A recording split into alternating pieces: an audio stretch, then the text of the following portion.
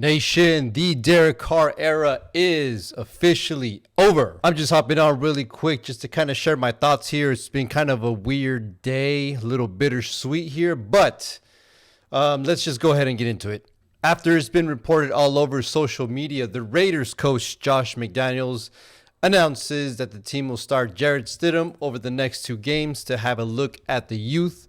The starter, Derek Carr, won't play as some of the vets take a step back. He also reported that these discussions have been going on ever since that loss over at Pittsburgh. And ultimately, they had decided, they meaning Josh McDaniels, the coaching staff, and Derek Carr have decided that Derek Carr will be stepping away from the team until the end of the year and won't be practicing, won't be there for the team. Now, all I'm going to say in this short video is just that, after the last month and a half or so, it clearly was obvious to Raider Nation and the rest of the coaching staff that DC was not improving under this regime. So, yeah, I mean, it's time to move on, to be honest with you. I was a Derek Carr guy for the past 6 or 7 years.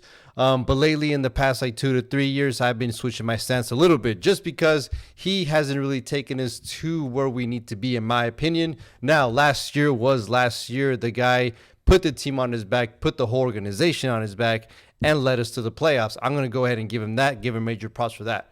But the one problem that I do have with this whole situation is the fact that he is not going to be at practice anymore. He's not going to be at the games in order to be, or to avoid to be a, distraction, as he says it. My point of view is you got to be there.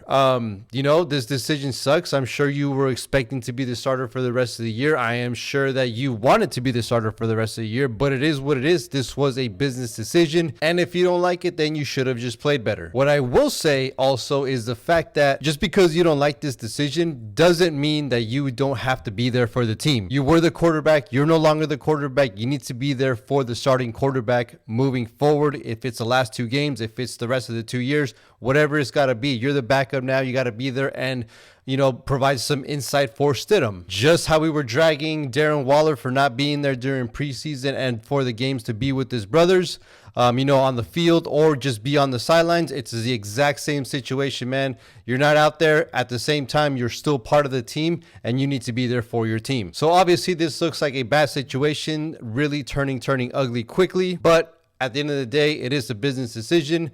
I'm going to go ahead and, I'm still going to be supporting the team.